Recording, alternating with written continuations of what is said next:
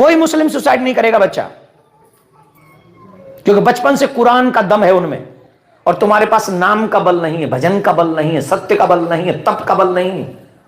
मेरे कहने से एक प्रॉमिस कर लो, आज नवरात्र के चौथे नवरात्रे में एक प्रॉमिस करो, जब तक जीवन में रहूंगा नमः शिवाय आया, नमो भगवते वासुदेवाय की 5 माला करूंगा। 5 माला में 15 मिनट भी नहीं लगने,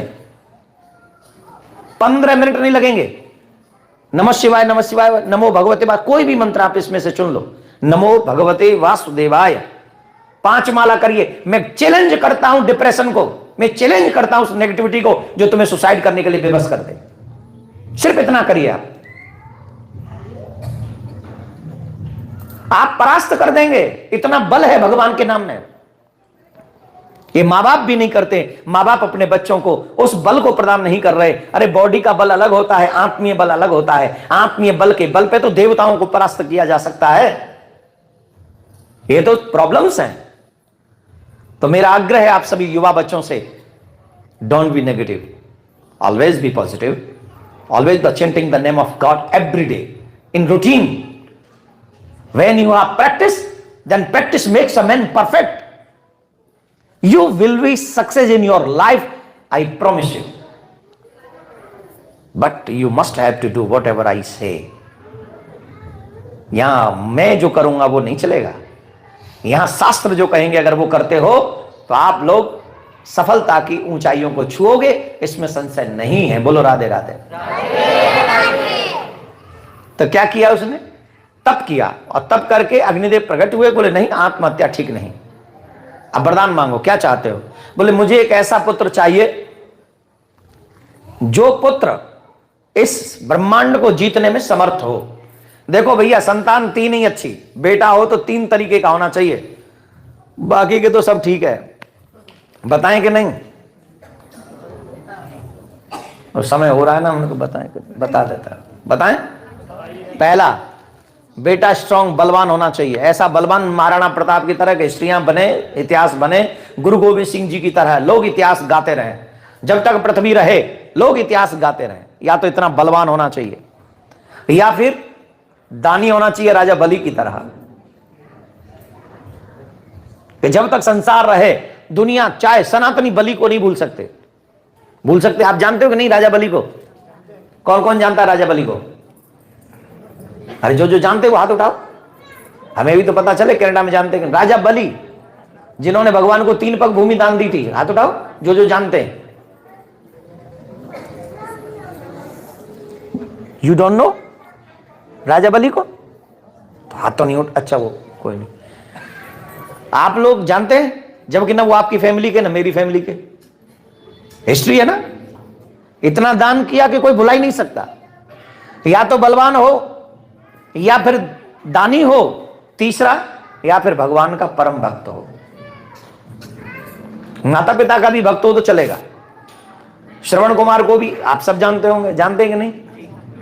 दूसरा श्रवण कुमार नहीं हुआ तो माता पिता के ही भक्त बन जाओ, या भगवान के भक्त बन जाओ। ध्रुव, प्रहलाद, मीरा, नरसी की तरह।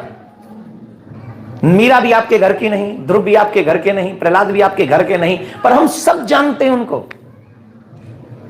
या तो मां किसी योद्धा को जन्म दे जो देश और धर्म की रक्षा कर सके, या मां ऐसे दानी को जन्म दे जो धर्म और देश समाज की सेवा के लिए अपना सर्वस्व दान कर सके, या फिर मां ऐसे पुत्र को जन्म दे जो भगवान के लिए अथवा माता पिता के लिए अपना पूरा जीवन समर्पित कर दे। 3 प्रकार के पुत्र अगर मां जन्म देती है तो वो मां भी अजर अमर शास्त्रों में, इतिहास में हो जाती है, इसमें कोई संशय नहीं। रामचरितमानस में तो लिखा है मेरे प्यारे, पुत्रवती जुवती जग सोई, रघुपति भगत जास सुत होई, न तर बांझ रहे बांझ बेहानी, राम विमुख सुत ते बड़हानी। मां वही कहलाने योग्य है जिसके गर्भ से, मां के गर्भ से कोई भगवान का भक्त उत्पन्न होता है। अगर भगवान का भक्त उत्पन्न न हो, दानी उत्पन्न न हो, योद्धा उत्पन्न न हो, तो उससे तो अच्छा है कि उसके गर्भ से कोई संतान ही उत्पन्न न हो। काहे कष्ट पाए फिर? 9 महीने पेट में रखना कोई आसान बात नहीं। मां जानती है दर्द क्या होता है, कि बेटा नहीं जानते, बेटियां नहीं जानती। बेटियां तब जानती हैं जब मां बनने वाली होती हैं, बेटा भी तब जानते हैं जब मां बाप बन जाते हैं। पर वो कष्ट तो पिता नहीं समझ पाता जो मां को होता है। इसलिए ये 3 प्रकार के पुत्रों को पाकर मां बाप धन्य होते हैं। तो इनकी इच्छा थी कि मेरा पुत्र एकदम स्ट्रांग होना चाहिए। बोले ऐसा ही होगा, पर पुत्र होगा कैसे? विवाह तो अभी हुआ ही नहीं। रंभ ने कहा हमारा विवाह तो हुआ नहीं, पुत्र कैसे होगा? तो उन्होंने कहा कि देखो भाई, तुम अब यहां से जा रहे हो वरदान लेके, वापसी में जब तुम जाओगे और जिसको देखकर भी तुम्हारा मन आसक्त हो जाएगा, वो तुमसे विवाह करने के लिए या संतान उत्पन्न करने के लिए एग्री हो जाएगी। ये हमारा आशीर्वाद है। इतने दिनों तक तप करके आया था रंभ, संसार से, साम्राज्य से बहुत दूर था। अब यहां पर पुरुषों को कुछ बात समझनी चाहिए। ये जितने भी पुरुष बैठे हैं ना, युवा, फ्राइडे नाइट्स, यहां जो मंदिर में आए उनसे नहीं कह रहा हूं, आप लोग तो बहुत अच्छे हैं, बहुत बढ़िया आदमी आप लोग। अब वो लोग अलग टाइप के लोग होते हैं। हो सकता है नवरात्रों में न जा रहे हो, नवरात्रों में माता रानी को माथा टेकना तो बाकी के फ्राइडे अलग होते हैं उनके। क्या लीव इट, मैं कितने सीखा? अरे फ्राइडे नाइट तो खत्म हो गई ना। की बात है माता जी, हुण भी फ्राइडे नाइट याद आ रही थानू? हुण छड्डो फ्राइडे नाइट, हुण तो शिवरात्रि याद रखो। तुसी राधे राधे बोलना पड़ेगा, जोर से बोलना पड़ेगा। अरे अब तो इतने लोग हैं, अगर आप जोर से बोलेंगे तो वहां तो कम से वृंदावन तो नहीं जाएगी आपकी आवाज, पर हाँ टोरंटो तो पहुंच सकती है जहां से हम आए हैं। तो उन्हें भी पता लगे कि वहां से आए हैं तो यहां भी हम वही काम कर रहे हैं जो वहां कर रहे थे, तो उन्हें भी पता चलना चाहिए ना। जोर से बोलना पड़ेगा। आप लोग आलसी तो नहीं है ना? तो फिर जोर से बोलो, चकाचक वाला राधे।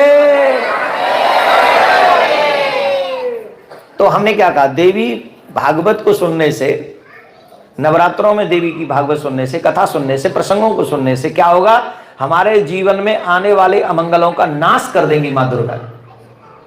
दुर्गा दुख निवारणी है। तो इसलिए सिर्फ ऐसे ही नहीं, कथा सुननी चाहिए।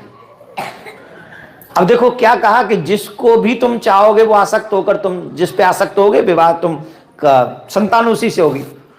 अब बहुत दिनों से तपस्या में लीन थे, हजारों वर्ष बीत चुकी थी। अब जब वापस आ रहे थे तो वन में होके आ रहे थे। अब कैसे एक्सप्लेन करूं मैं इसको? करना तो है, कथा तो यही है। एक महिषी समझ गए? भैंस, बफेलो, हाँ तुम्हारी अंग्रेजी में बफेलो।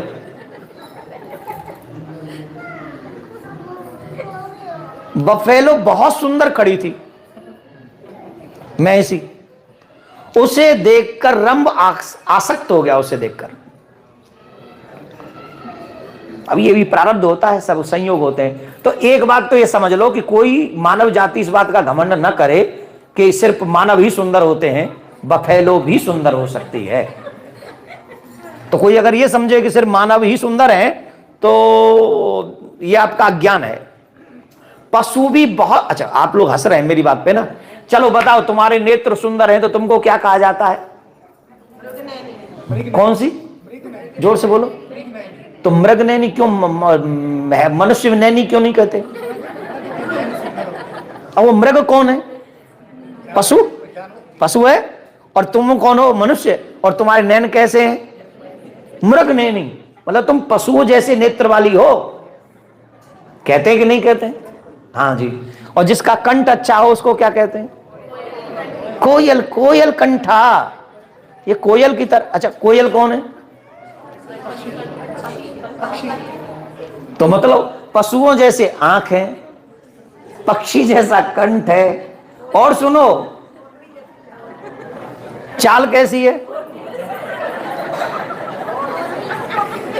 नहीं मोरनी तो कम कहते, हमारे यहां तो हिरनी कहते, हिरनी जैसी चाल। मोरनी समझ लो, मोरनी जैसा नाच। कोई नृत्य अच्छा कर रहा हो गरबा में, क्या मोरनी की तरह नाच है? गरबा कैसा? बोले मोरनी जैसा। और चाल कैसी? हिरनी जैसी। वो तो हो गई ना। अरे बड़ा इंटरेस्ट ले रहे हो यार इसमें। जितनी भी सुंदरता के उदाहरण है वो सब पशु पक्षियों से आ रहे हैं। और सुंदर कौन है? मनुष्य सुंदर है। अरे यार जाओ, कमाल की बात करते हो, ये गलत। अब महसी माने बफेलो, बफेलो माने भैंस, वो इतनी सुंदर थी कि वो आसक्त हुआ और उसने जाके बात की, I like you so much. और उस महसी ने कहा, आई हैव नो प्रॉब्लम। वो आज की भैंस नहीं थी, वो उस समय की भैंस थी। शायद वो भी समृद्ध और इस प्रसंग को आप सुनेंगे तो हम मनुष्यों को शर्म आ जाएगी इस भैंस का चरित्र सुनकर। तुम्हारी कसम डायरेक्टर साहब, कसम से हम मनुष्यों को शर्म आ जाएगी अपने ऊपर। अभी वो महसी है, भैंस है, शायद हमको इसलिए हंसी आ रही है, लेकिन चरित्र सुनो उसका। उस महसी ने एज ए हस्बैंड उस रंभ को एक्सेप्ट किया और वहीं रहने लगी, वो भी वहीं रहने लगा उसके साथ। वो प्रेग्नेंट हुई, गर्भवती हुई। जब उसका गर्भ बहुत समय कंप्लीट होने वाला था, उसी समय क्या हुआ, उस वन में रहने वाले एक भैंसे को, महेश को, भैंसे को उस पे मन हुआ, आकर्षित हुआ, तो वो उसके पास जाने लगा। तो रंभ ने उसे रोका कि शी इज माई वाइफ। तो वो मैं भैंसा था, वो कोई साधारण तो था नहीं, उसने अचानक से प्रहार किया सींगों से और सीधे रंभ के पेट में। ही वॉज कौन? खत्म। बहुत बुरा लगा। अब वो भैंसा फिर उसे पाने के लिए बढ़ा, तो वहां से कुछ यक्ष निकल रहे थे। तो उन्होंने देखा कि भैंसी गर्भवती है और ये इसको परेशान कर रहा है, तो उन्होंने उसको भगा दिया, यक्षों ने। लेकिन उस भैंस ने कहा कि प्लीज हेल्प मी। अब सुनना जरा उसका चरित्र ध्यान से। और आज के हर मनुष्य को अपने आप के भीतर झांकना चाहिए इस कथा को सुनने के बाद। ये जो लोग कहते हैं ना कि लिविंग रिलेशन में हम रहेंगे, हम हस्बैंड के संग भी रहेंगे, हम प्रेमी के संग भी रहेंगे, और हम ये सब नाटक जो चल रहा है आजकल। चरित्रहीन मनुष्य कभी भी देश का और समाज का निर्माण नहीं कर सकते। ये बात माननी ही पड़ेगी हमको। मनमाना जीवन जीने वाले लोग इस समाज के लिए वरदान नहीं हो सकते। वो कभी भी उस जीवन और समाज का निर्माण नहीं कर पाएंगे। हम भारतीय हैं, हमारे यहां तो पशु पक्षी भी धर्म की मर्यादा का पालन करते हैं। अब सुनिए, उस भैंस ने कहा कि प्लीज हेल्प मी। बोले क्या हेल्प चाहती हो? बोले एक चिता बना दीजिए, ये मेरे पति चले गए हैं, मुझे इनके साथ सती होना है। क्या होना? यक्षों ने चिता बनाई और वहीं पर रंभ का शव रखा गया, और उसी चिता में वो जब जाने लगी तो उसके बच्चों का जन्म हुआ। महेश के गर्भ से जन्म लेने के कारण वो महिषासुर हुआ, क्योंकि रंभ का रक्त था और महेश के गर्भ से आया, तो वो मनुष्य का शरीर भी धारण कर सकता था, वो भैंसे का भी रूप धारण कर सकता था, इसलिए वो महिषासुर हुआ। और रक्त बीज भी शास्त्रों में कई जगह आया कि उसी के बाद में वो तुरंत हुआ, 2 बच्चे हुए, और उसने बचा वो उनको जन्म देके उसी चिता में वो समा गई। ये पशुओं का धर्म है। जब हम प्रारंभ में पढ़ रहे थे कि वो महेश पे आसक्त हुआ, तो काफी लोग हंस रहे थे, लेकिन इस चरित्र से पता चलता है कि वो महेश के रूप में थी, पर साधारण नहीं थी। वो भी कोई तपस्विनी सत्यवादिनी रही होगी, जिसके गर्भ से ऐसा वरदानी बलवान महिषासुर जैसा पुत्र उत्पन्न हुआ। महिषासुर कोई साधारण नहीं था, सिंपल नहीं था। महिषासुर के नाम से ही पृथ्वी कांपने लग जाती थी, ऐसा बलवान योद्धा था। उसने ब्रह्मा जी की तपस्या की, कठोर तपस्या की। युवा बच्चे एक बार फिर से सुन ले, आप साधना करके कुछ भी प्राप्त कर सकते हैं।